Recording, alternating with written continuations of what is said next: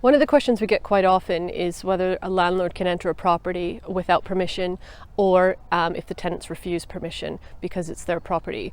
Yes, they own it legally. However, once a tenant is in possession of a property under an assured shorthold tenancy, they are in possession. And that means that permission must be granted. Typically, it's a minimum of 24 hours notice. The more notice you can give a tenant, the better. It should be in writing just to cover yourself, especially if there's more than one tenant and you might be only talking to one tenant.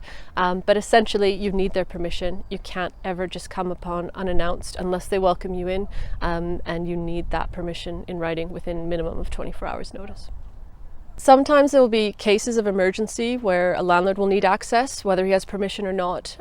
Those cases would involve fire, any potential risk to life. So if the tenant is in danger somehow, or any other people within the block, if it's in a building, or if it's a gas leak, flooding, those kind of things. Those are deemed emergencies. So you would not necessarily need written permission for those, because I think it's quite obvious why you'd need entry.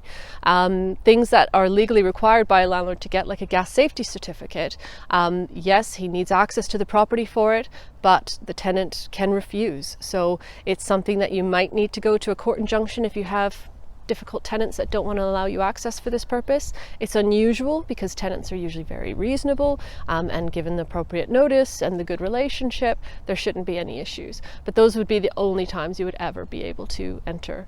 That also includes changing locks. You would never be able to change a lock on a property that has tenants in situ, and if the tenant wanted to change the locks, for example, they lost them, or their bag was stolen and they don't feel the property is secure, then they can change the locks, but you should have it in your tenancy agreement that they would give you a key within 24 hours. So of course, if you did have an emergency, you still had access.